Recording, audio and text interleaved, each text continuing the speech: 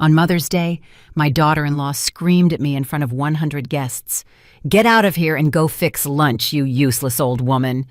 I just obeyed. As I was serving myself, she knocked my plate to the floor and made me clean it up. I had set aside $40,000 to give to her. Instead, I gave her an envelope with a photo that made her pass out. "I'm glad to have you here. Follow my story until the end and tell me which city you are watching from so I can see how far my story has reached." My name is Rebecca, and I'm 60 years old. I never thought that at this age I would be standing in the middle of the kitchen of my own home, cleaning food off the floor while 100 guests watched me from the open dining room door. The plate had shattered against the tiles with a crash that silenced all the conversations at the party. It had all started as a normal celebration. It was my son Daniel's 35th birthday, and like every year, Luna had insisted on throwing a huge party. Of course, I was the one who cooked, cleaned, and prepared everything while she strolled around like the perfect hostess, receiving compliments for an immaculate house and a delicious meal that she had never even touched. That morning, I had woken up at 5 a.m. to start the preparations. There was a roasted turkey, side dishes, and homemade desserts that I knew Daniel had loved since he was a boy. My arthritic hands ached after 3 hours of peeling potatoes and chopping vegetables, but I didn't care. It was for my son, for the family. Luna had appeared in the kitchen around noon, impeccably dressed in a white suit that probably cost more than my monthly Social Security check. She looked at me working by the stove and twisted her mouth into that expression of disgust that I knew so well. "Rebecca, I hope you didn't put too much salt in the meat like last time," she said without even greeting me. My friends are very used to good cooking. I swallowed and nodded. I had been living with them for 5 years since I was widowed and had learned that responding only made things worse. Daniel worked so much that he rarely saw these little interactions between Luna and me. For him, his wife was an angel who had generously agreed to have his mother live in their house. The guests started arriving at 2 in the afternoon. I stayed in the kitchen serving the dishes, while Luna greeted everyone in the living room. I could hear her crystalline laughter, her charming comments, the way everyone congratulated her on her wonderful hospitality. "Daniel is so lucky to have you," I heard our neighbor, Mrs. Henderson, say to her. "Not all wives would go to so much trouble to throw such an elegant party." Luna accepted the compliments with false modesty, knowing perfectly well that I was in the back, sweating over the hot stove while she shone in the spotlight. When it was finally time to eat, Luna came into the kitchen with that cold smile she reserved especially for me.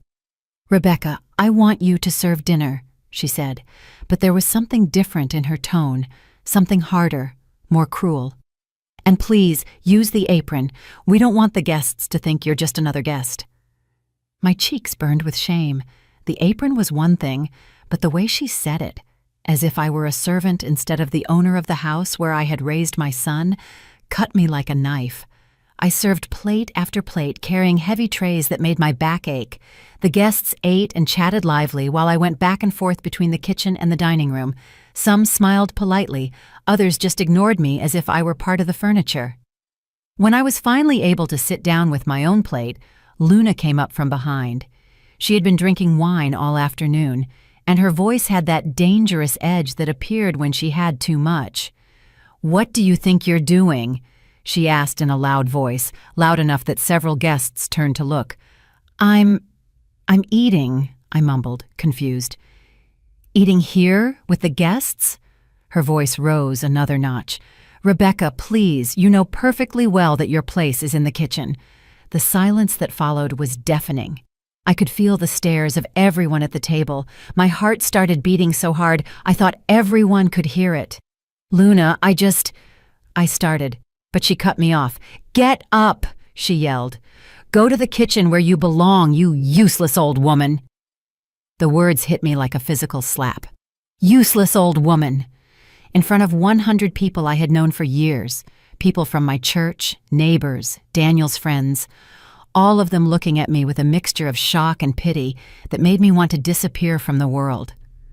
I got up slowly, my legs trembling. I didn't say anything because I couldn't. My throat was closed. My eyes burned with tears that I refused to shed in front of all of them. But Luna wasn't finished. As I passed her carrying my plate, she stuck out her foot. It wasn't an accident. It was deliberate, calculated, cruel. I tripped and my plate flew through the air, crashing onto the kitchen floor in an explosion of food and broken china. "Look what you did!" she screamed, acting as if it had been my fault. "Clean up that mess immediately!" I knelt on the cold floor, picking up the pieces of china with trembling hands. The food had spread everywhere. Mashed potatoes, gravy, chunks of turkey, all the work of my morning reduced to garbage on the floor. But as I cleaned, something changed inside of me. It wasn't dramatic. It wasn't explosive. It was quiet and cold like the ice that forms on windows during winter. As my knees ached against the tiles and Luna continued to yell orders at me from above, I made a decision. I had endured 5 years of this. 5 years of small and large humiliations. 5 years of being treated like an obstacle in the house where I had raised my son. 5 years of watching Luna manipulate Daniel, of seeing her spend his money, of seeing her turn my home into her personal kingdom. I finished cleaning in silence. The guests had returned to their conversations, though I could feel their occasional glances filled with pity. When I got up from the floor, Luna had returned to the living room, laughing as if nothing had happened. But I knew something had happened. Something had changed forever in that kitchen, among the broken pieces of china and the wasted food. That night, after all the guests had left and Luna had gone to bed, satisfied with her performance, I stayed awake in my small room. In my desk drawer was an envelope I had been saving for weeks, an envelope that contained $40,000 in cash, money I had saved for years to give to Luna as a gift. But now, I had other plans for that money, plans that Luna would never see coming. The $40,000 had been my secret for 3 years. Every month, when my Social Security check arrived, I set aside what I could. $20 here, $50 there, sometimes more when I managed to save on medicine, or when Daniel gave me extra money without Luna knowing. My plan had been to give that money to Luna for their upcoming wedding anniversary, thinking that maybe, just maybe, it would make her treat me better. How foolish I had been. The morning after the party, I woke up with a clarity I hadn't felt in years. As I made coffee in the silent kitchen, I took the envelope from its hiding place behind the spice jars. $40,000 in $100 bills, carefully counted and saved. Money that Luna would never know existed. But there was another envelope too, a smaller one that I had been preparing in secret for the last 6 weeks. This one didn't contain money. It contained something much more valuable. The truth. It had all started 2 months ago when I went to the supermarket and saw Luna leaving a downtown hotel with a man who was definitely not my son. At first, I thought my eyes were deceiving me. I'm 60 years old after all, and my eyesight isn't what it used to be. But when I saw them hug and kiss passionately next to the man's red sports car, I knew I hadn't been wrong. Marcus Holloway. I recognized him immediately. He had been Daniel's best friend since college, his best man at the wedding, the man who had dinner at our table every Friday night, the man who hugged my son like a brother while sleeping with his wife in the afternoons. That night, I couldn't sleep. I stayed awake wondering what to do. Should I tell Daniel immediately? Confront Luna? But I knew my daughter-in-law well enough to know she would deny everything. She was a master of manipulation, an expert at making others doubt their own reality. So I decided to wait and watch and document. For the next few weeks, I started paying attention in a way I never had before. I noticed that Luna went shopping every Tuesday and Thursday afternoon, always in a hurry, always getting too dressed up for simple errands. I noticed that Marcus visited our house more often when Daniel wasn't home, always with some excuse about dropping something off or picking something up. One afternoon, while Luna was in the shower after one of her shopping days, I checked her phone. I know it was wrong, but after years of humiliation, my conscience had developed some convenient cracks. The messages I found made me sick to my stomach. Not only did they confirm the affair, but they revealed that they had been laughing at Daniel behind his back. Luna had written to Marcus about how silly her husband was, how easy it was to manipulate him, and how he would never suspect anything because he trusted her too much. "He's like a little puppy," Luna had written. "He does everything I tell him and gives me everything I want. Meanwhile, you and I can have all the fun we want." Marcus's response was just as despicable. Poor Daniel. He was always too good for his own good. At least his money is paying for these romantic getaways for us. I read those messages, trembling with rage. Not only were they betraying my son, but they were spending his money on their affair. Daniel worked 60 hours a week to support the lifestyle Luna demanded, and she was using that money to finance her infidelity. But there was more, much more. Following the messages backward, I discovered that the affair had been going on for more than 2 years. 2 full years of lies, of betrayal, of laughter at my son's expense. And worst of all, they had been planning to get a divorce once Luna could secure a good sum in the divorce settlement. "I just need a couple more years," Luna had written. "When I get divorced, I'll get to keep half of everything, the house, the savings, the investments. Then we can be together officially with enough money to live comfortably." Marcus had replied, "And what about old Rebecca? She'll be the first to go." "Daniel will keep her in some cheap nursing home somewhere," Luna had responded. "I'll finally have my house all to myself." A cheap nursing home. After having raised Daniel since he was a baby, after having taken care of the house for 5 years while they lived their perfect life, Luna had already decided my fate. A cheap place where I would be left to die slowly while she enjoyed the fortune my son had built. That night, with trembling hands, I started taking screenshots of everything. Every message, every photo, every sordid detail of their betrayal. I also started following them discreetly, documenting their encounters with photos taken from a distance. In 3 weeks, I had gathered enough evidence to destroy the perfect life Luna had built on lies. But I knew I had to be strategic. I couldn't just show everything to Daniel at once. Luna was too skilled at manipulating situations. I needed the perfect moment. The perfect moment came the morning after the party, when Luna came down for breakfast with that satisfied smile she had worn since the night before. "Good morning, Rebecca," she said with false sweetness. "I hope you learned your lesson from last night. We don't want any more embarrassing scenes, do we?" I stared at her as I made her coffee exactly the way she liked it. 2 spoonfuls of sugar, a splash of cream, just as I had done every morning for 5 years. "By the way," she continued, sitting down at the table and extending her perfectly manicured nails, "Marcus is coming over for lunch today. Daniel is at that big meeting until late, so make something special. You know how much Marcus appreciates a good home-cooked meal."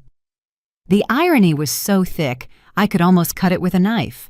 Marcus coming for lunch at Daniel's table while my son was working to support the woman who was betraying them both.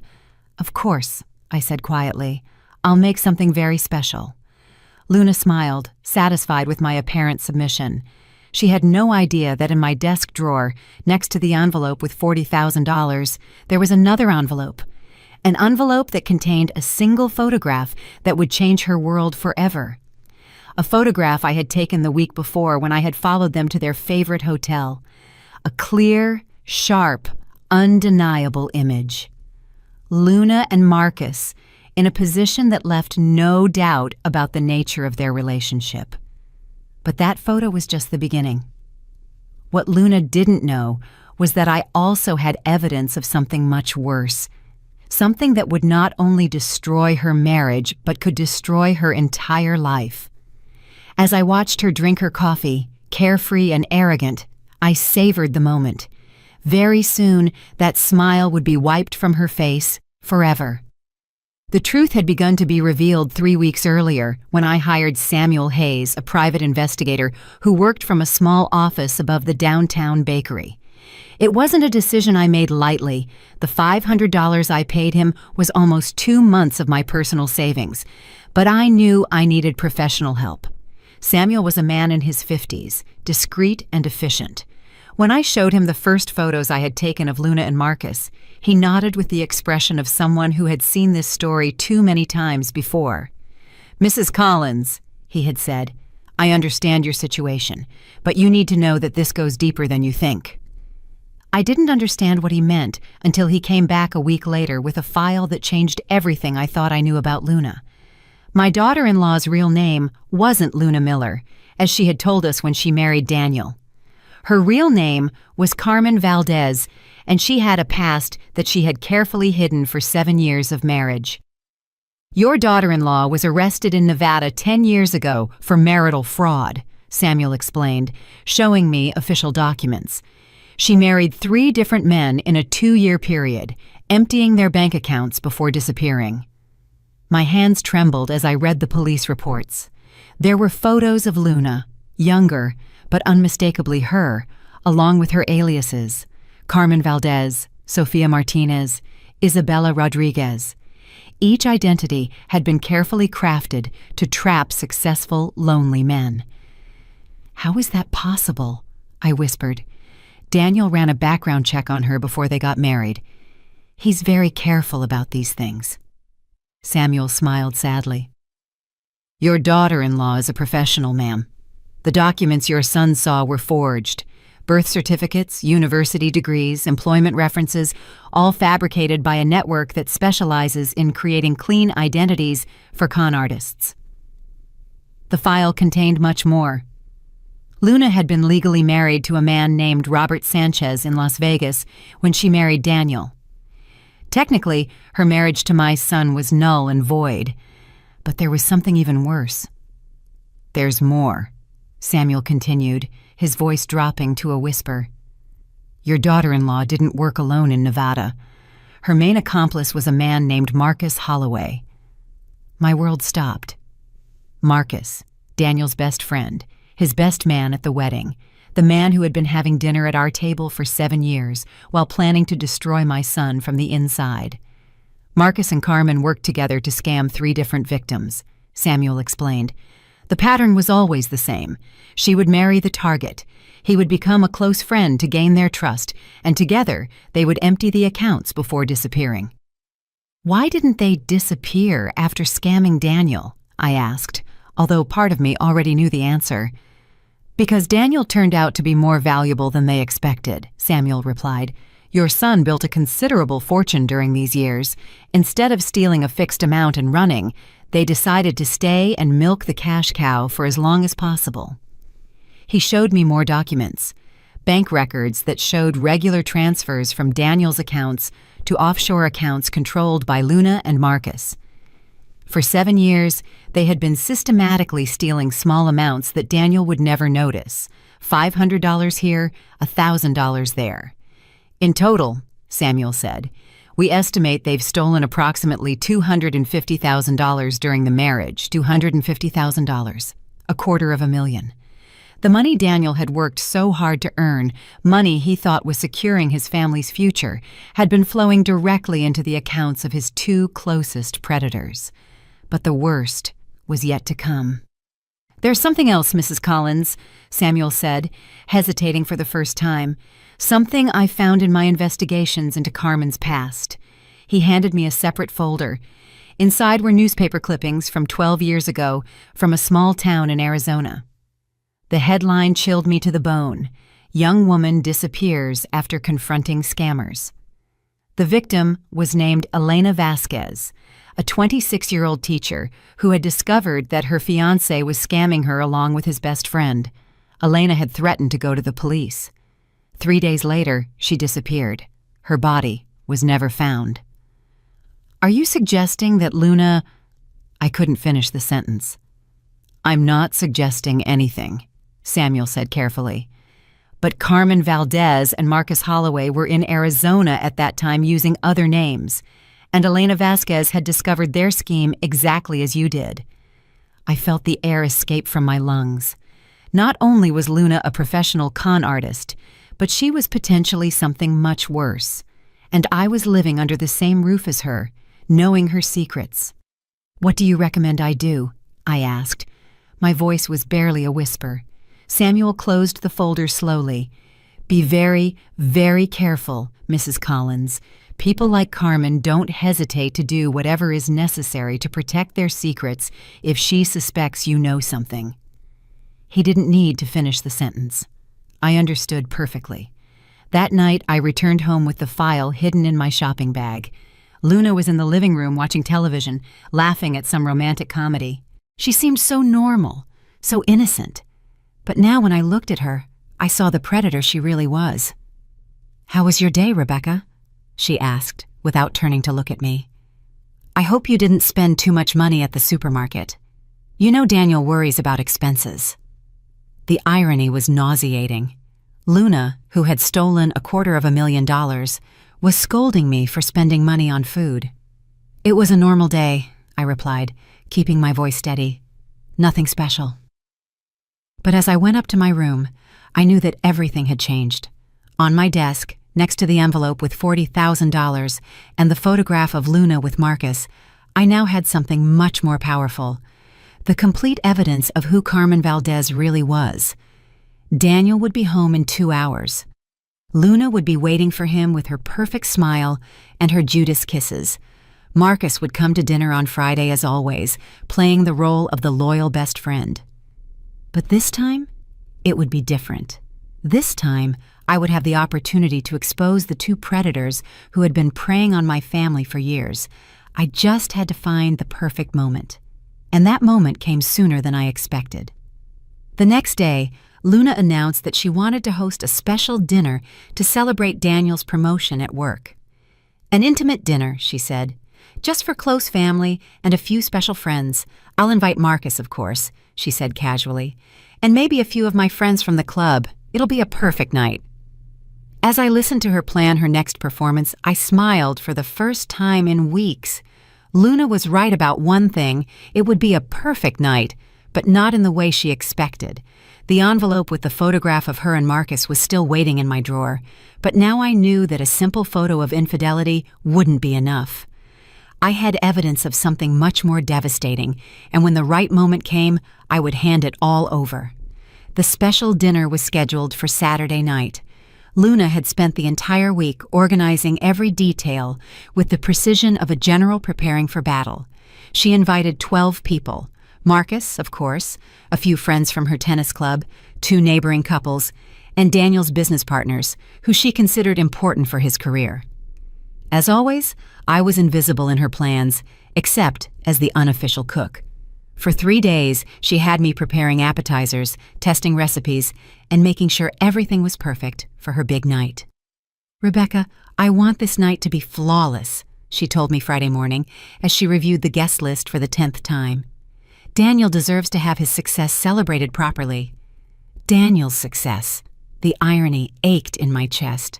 My son had worked 16-hour days for months to get that promotion, sacrificing time with friends, hobbies, even me, and all to give Luna the lifestyle she demanded, without knowing that she had been systematically robbing him for 7 years. That afternoon, while Luna was out for her weekly spa treatment, which I now knew was her time with Marcus, I called Samuel Hayes. "Are you sure you want to do this tonight?" he asked me. "Once you open that Pandora's box, you can't close it." "I'm sure," I replied, surprised at the firmness in my own voice. "My son deserves to know the truth." "All right. I sent you all the additional documentation you requested by mail. It should arrive this afternoon. And Mrs. Collins, be careful. Carmen is unpredictable when she feels cornered." The package arrived at 4 p.m. Inside were certified copies of everything: the police reports from Nevada, the marriage records that showed Luna was still legally married to Robert Sanchez, the bank records of the transfers, and even information about Elena Vasquez and her disappearance. There was also something I hadn't expected: photos of Luna and Marcus taken that very afternoon at the downtown hotel. Samuel had followed my request to get fresh evidence they couldn't deny or explain. As I organized all the documents in chronological order, I felt a strange calm take over me. After years of feeling powerless, I finally had control over something. The truth was my weapon, and it was as sharp as a razor. The guests started arriving at 7. Luna was radiant in a blue dress that probably cost more than my monthly rent. She greeted each person with effusive hugs and that musical laugh she used when she wanted to impress. Daniel came home from work just in time, still in his suit, visibly tired, but smiling because of the effort Luna had made to celebrate him. My heart broke to see the genuine gratitude in his eyes when he kissed her on the cheek. "Thank you for organizing all this, honey," he said. "I know how much work it took you." "Anything for you, my love," Luna replied, with that sweet voice she had perfected over years of deception. Marcus was the last to arrive, of course. He came in with that confident smile he had cultivated over years of betrayal, hugging Daniel like the brother he pretended to be. "Congratulations, brother," he shouted, patting him on the back with false enthusiasm. "You totally deserve it." "You deserve it," I thought bitterly. "You deserve to know that your best friend has been betraying you for years."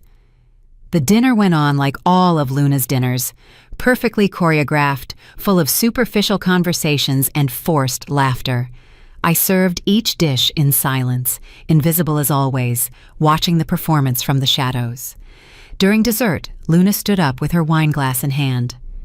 "I want to make a toast," she announced, her voice projecting throughout the dining room. "To my wonderful husband Daniel, who worked so hard to give us this beautiful life, and to our dear friends, especially Marcus, who has been like a brother to us all these years." Everyone raised their glasses. Marcus smiled and winked at Luna in a way that only I noticed. Daniel beamed with pride, completely unaware that he was toasting his own betrayal. "And of course," Luna continued, her gaze finding mine from the kitchen, "to family, to those who understand their place and their role in our lives." That was the last straw, her place and her role. As if I were an employee instead of the mother who had raised the man who was supporting her. I slowly took off my apron and walked into the dining room. Everyone looked at me in surprise. I never interrupted Luna's dinners. "Luna," I said, my voice calm but clear, "I think there's something you should see." Her smile faltered for a moment. "Rebecca, we're in the middle of a celebration. Whatever it is can wait." I didn't respond, taking the envelope from my apron. "This can't wait." The silence in the dining room was palpable. Daniel looked at me, confused, while Marcus had noticeably paled. "What is that?" Luna asked, but there was something in her voice that suggested she already knew. "It's a gift," I said, extending the envelope to her, "similar to the one I had planned to give you. $40,000 I had saved for years, thinking that maybe it would earn me your respect." Luna blinked, clearly disoriented by the change in my behavior. "But after Daniel's birthday party last week," I continued, "I decided you deserved something different, something more appropriate." With trembling hands, Luna took the envelope. The room was so quiet that I could hear the paper crinkling as she opened it. The first thing she saw was the photograph, the clear, sharp, undeniable image of her and Marcus in a compromising position outside the downtown hotel. Taken just hours earlier, the color completely drained from her face. Her legs wobbled, and for a moment I thought she was going to fall. What is this?" she whispered, although we both knew exactly what it was. "Keep looking," I said calmly. "There's more." With trembling fingers, Luna pulled out the next document, a certified copy of the marriage record between Carmen Valdez and Robert Sanchez, dated 2 years before her wedding to Daniel. Marcus had gotten up from his chair, his face a mask of panic. Daniel was looking between the photo and his wife, trying to process what he was seeing. "Luna," Daniel said, his voice barely a whisper. "What is this?" But Luna didn't answer. She was staring at the third document, the police report from Nevada that identified her as Carmen Valdez, wanted for marital fraud. It was then that she collapsed. It wasn't an elegant faint like in the movies. It was a complete, total, devastating collapse. Her body folded in on itself as if she had received a physical blow, and she fell to her knees on the dining room floor. The guests jumped back, some of them gasping. Marcus ran toward her, but he stopped when Daniel looked at him with an expression I had never seen on my son before. "Don't you dare touch her," Daniel said. His voice was dangerously low. "Don't you dare touch my wife." "Daniel, brother, I can explain," Marcus began. "Explain what?" Daniel held up the photo with trembling hands.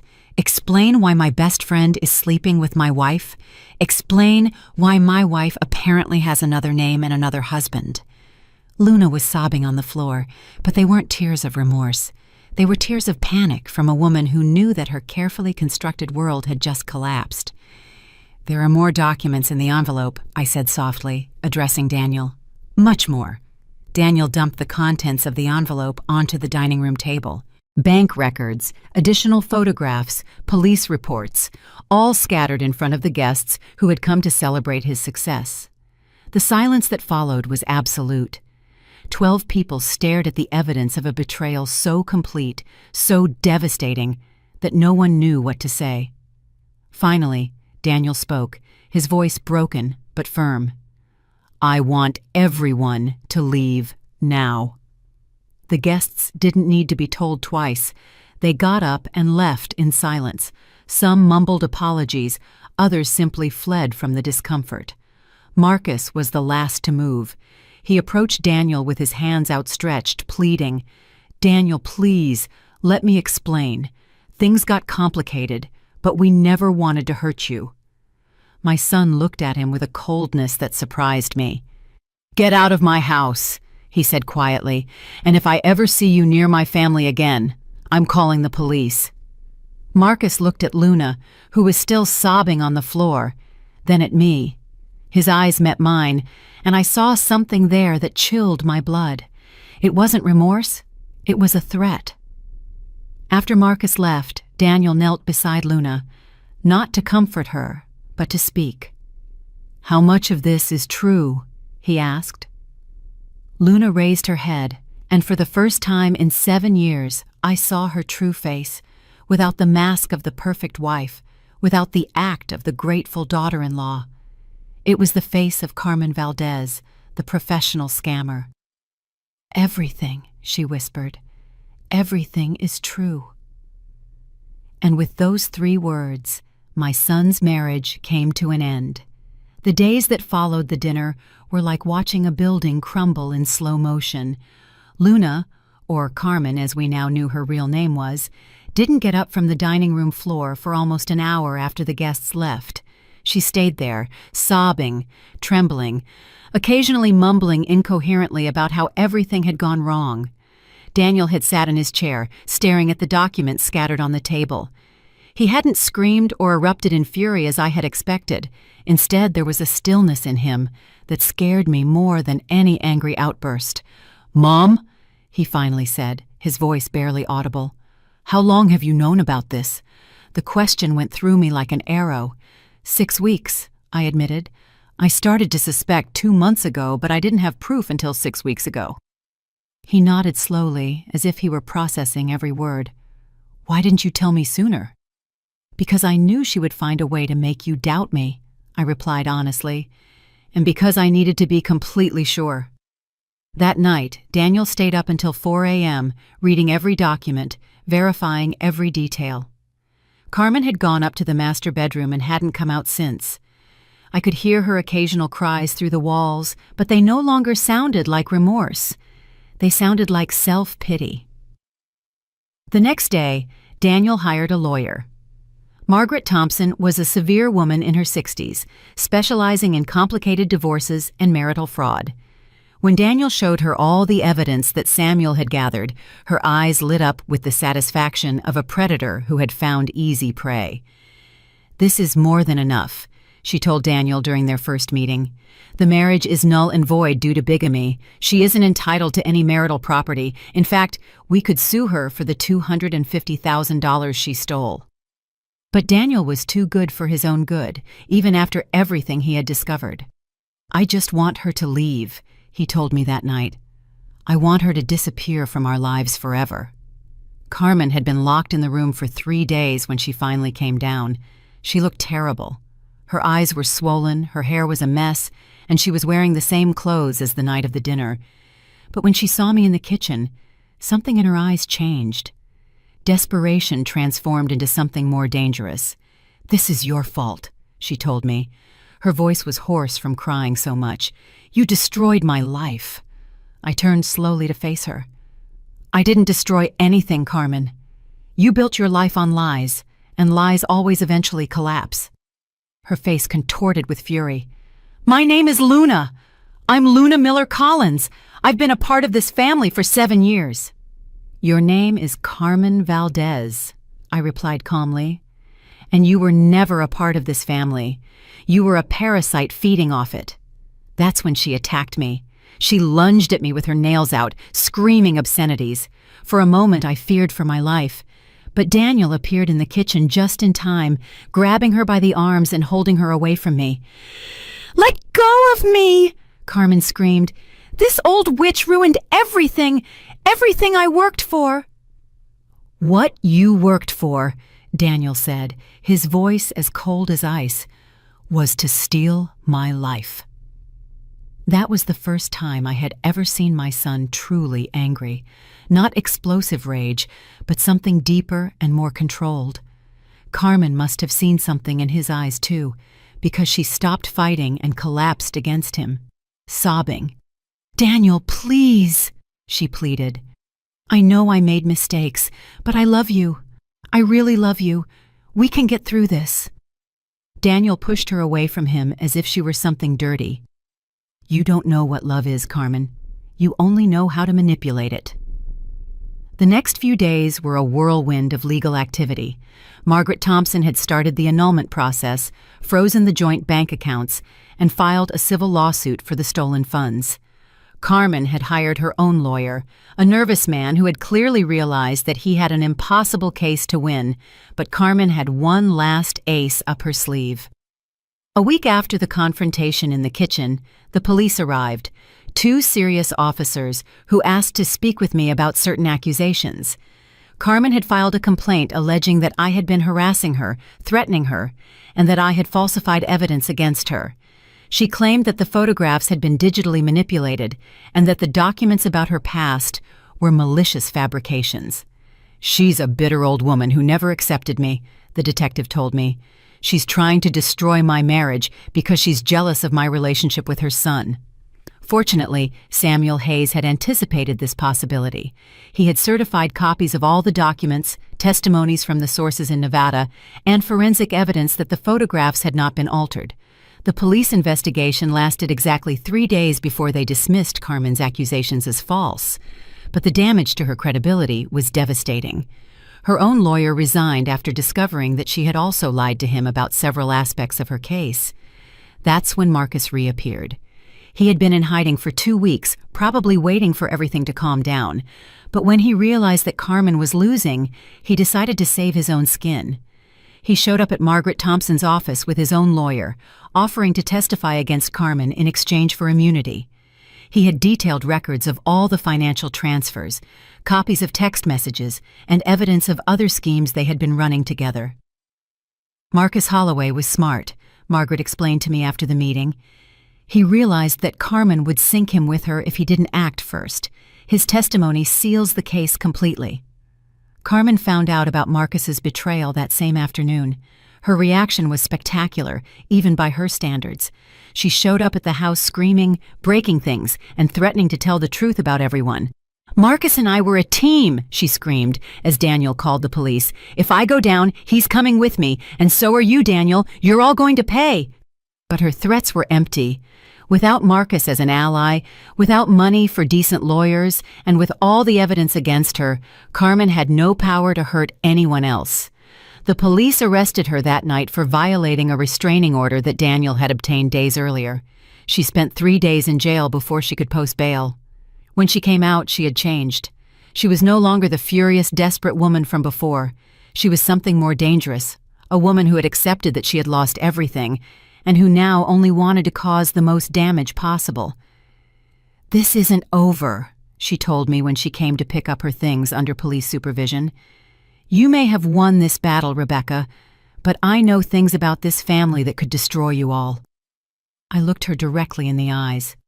You no longer have power here, Carmen. You can no longer hurt my family. She smiled, but there was no joy in that expression. We'll see. 3 days later, Carmen Valdez disappeared. She packed her most valuable belongings overnight and simply vanished. She didn't leave a forwarding address. She didn't say where she was going. One day, she was there. The next, she had disappeared as if she had never existed. Daniel found a note in the master bedroom. "This isn't over. I'll be back when you least expect it." But I knew she wouldn't come back. Carmen was a predator, and predators always look for easy prey. Daniel was no longer easy prey. He was no longer the naive man he had been when she met him. Marcus didn't stay either. After testifying against Carmen, he sold his house and moved to another state. He had lost not only his accomplice, but also the best friend he had betrayed for years. For the first time in 7 years, the house was at peace. There was no more tension, no more walking on eggshells, no more pretending that everything was fine when it clearly wasn't. Daniel had lost a wife and a best friend, but he had gained something more valuable: the truth. And after living in lies for so long, the truth felt like freedom. But I knew that the real healing was just beginning. 6 months after Carmen disappeared, Daniel and I were sitting in the backyard, enjoying morning coffee in a comfortable silence we hadn't shared in years. The lawn was green and well kept. The flowers I had planted were blooming without the constant tension that had dominated the house for so long. "Mom," Daniel finally said, breaking the silence, "I never properly thanked you for what you did." I put my cup on the saucer and looked at him. My son had changed during these months. The stress lines around his eyes had softened. He had gained back weight that I hadn't realized he had lost, and for the first time in years, he seemed truly at peace. "You don't need to thank me for protecting my family," I said. "But I do need to apologize," he continued, his voice filled with emotion. "For 7 years, I let Carmen treat you horribly. I saw you serve, clean, and endure her humiliations, and I did nothing to stop her." I felt a lump in my throat. "Were you in love, Daniel? Or did you just think you were?" "No," he said firmly. "That's no excuse. You're my mother. You raised me alone after Dad died. You worked 2 jobs to put me through college. You sacrificed everything for me, and I let a stranger treat you like you were invisible in your own home." Tears began to roll down my cheeks. We had had many conversations during these months, but this was the first time Daniel had truly confronted his role in everything that had happened. "For years I wondered, why didn't you stand up for me?" I admitted. "Why didn't you ever see what Carmen was doing to me? I even came to think there was something wrong with me." Daniel closed his eyes, the pain evident on his face. "My God, Mom. Carmen was very skilled at manipulating me. Every time I noticed something, she had an explanation. She said you were difficult, that you were jealous of our relationship, that you needed boundaries because you were too demanding. And you believed her?" "I wanted to believe her," he admitted. "It was easier to believe that the problem was you than to face the possibility that my perfect wife was a liar." We remained in silence for a few minutes, processing years of pain and misunderstanding. "Do you know what hurt me the most?" I finally asked him. Daniel shook his head. "That after all I sacrificed for you, after all the years I cared for you and loved you unconditionally, you chose to believe a woman you had only known for a few years instead of trusting the mother who had been there your whole life." Daniel got up from his chair and knelt beside mine, taking my hands in his. "You're right," he said, his voice breaking, "and there's no excuse for that. But I want you to know that I will never, ever again let anyone treat you that way, and I will never again doubt you when you tell me something is wrong." I hugged him then, feeling as if I was getting my son back after years of having lost him to a stranger. The following weeks brought more revelations. Margaret Thompson had managed to recover $80,000 of the funds that Carmen and Marcus had stolen. It wasn't everything, but it was significant. Daniel used some of that money to remodel the house, removing all traces of Carmen's reign. "I want this to be your house again, Mom," he told me as the workers tore down the wallpaper Carmen had chosen. "I want you to feel welcome here again." He also insisted on giving me the $40,000 I had saved for Carmen. "That money is yours," he told me when I protested. "You saved it from your own Social Security, and I want you to use it for yourself. Trips, hobbies, whatever makes you happy." For the first time in decades, I had money that was completely mine. Not for the family, not for emergencies, but just for me. I decided to use it for things that Carmen had never allowed. I redecorated my room, bought books, and even enrolled in painting classes at the community center. The biggest transformation, however, was in Daniel himself. Without Carmen constantly manipulating him, my son began to rediscover who he really was. He started cooking again, something he had loved, but that Carmen had constantly criticized. He renewed his passion for photography. He even started hanging out with friends that Carmen had subtly pushed away over the years. "I feel like I'm waking up from a very long dream," he told me one night, "a dream where I wasn't myself." But the true test of our healing came when Daniel started dating someone new. Sarah was a 42-year-old nurse, divorced with 2 teenage children. She was the opposite of Carmen in every way, practical instead of glamorous, honest instead of manipulative, genuinely kind instead of charming in a calculated way. The first time Daniel asked me what I thought of her, my heart stopped.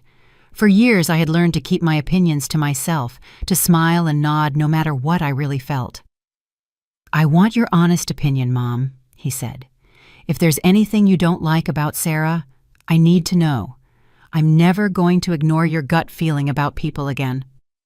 "I like her," I said, and it was completely true. "She's genuine. She's not trying to impress you, and most importantly, she treats you with real respect, not that fake admiration that Carmen used to manipulate you." Daniel smiled. "That's exactly what I thought." Sarah started coming over for Sunday dinners, sometimes bringing her children. It was wonderful to have kids in the house again, filling the spaces that had been silent for so long. And Sarah always insisted on helping with the cooking, treating me as an equal instead of an invisible servant. "Mrs. Collins," she said to me one afternoon as we washed dishes together, "Daniel told me what happened with his ex-wife. I want you to know that I completely respect the place you have in his life. This is your house, your family. I'm just a guest." I felt tears well up in my eyes. "Call me Rebecca," I said, "and you're not a guest. If Daniel is happy with you, then you're welcome here." A year after Carmen's disappearance, we received news of her for the last time. She had been arrested in Florida under another name, accused of scamming an 80-year-old man. Apparently, she had gone back to her old tricks, but this time she had chosen the wrong victim, a retired detective who had seen through her lies immediately. "Do you feel anything for her?" Daniel asked me when we saw the news. I thought about it for a moment. "Pity," I finally admitted.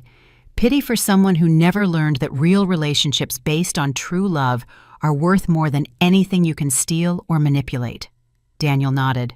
"I feel the same way. And relief that she's so far away from us."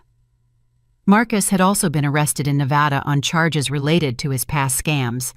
Apparently, his testimony against Carmen hadn't been enough to protect him from his own crimes. The last I heard of him, he was serving a 5-year prison sentence. During the second year after Carmen's departure, Daniel and Sarah got engaged. This time, Daniel asked for my blessing before proposing. "Are you sure it's the right thing?" I asked him. Not because I doubted Sarah, but because I wanted to be sure that Daniel was making the decision for the right reasons. "I'm sure," he told me, "but this time I'm going to do things differently. No big ceremonies, no trying to impress anyone, just close family, people who truly love us." Daniel and Sarah's wedding was everything his first wedding hadn't been: intimate, heartfelt, and full of real love instead of spectacle. They asked me to walk down the aisle with Daniel, officially acknowledging the role I had in his life. "You're the most important woman in my life," he said as we walked, "and I want Sarah and everyone else to know it." Now, 3 years after it all started, I'm sitting in the same backyard where Daniel and I had that crucial conversation. But now I'm not alone. Sarah is next to me, showing me how to use a tablet to look at pictures of her kids in college. Daniel is in the kitchen preparing lunch for all of us, singing softly as he cooks. The house is full of real life again. Not the fake, perfect life that Carmen had created, but the messy, imperfect, but genuinely happy life of a real family. Sometimes I wonder what would have happened if I had never found the courage to expose Carmen, if I had remained silent, enduring her humiliations, watching my son be manipulated and robbed without doing anything.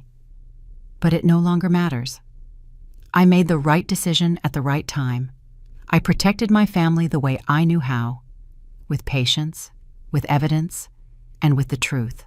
And now, for the first time in years, we are all exactly where we belong. Did you like my story, and which city are you listening from? Let's meet in the comments.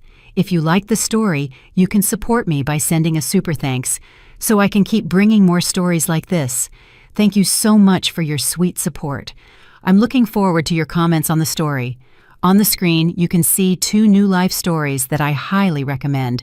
There's so much more on my channel. Don't forget to subscribe. See you in the next life story with love and respect.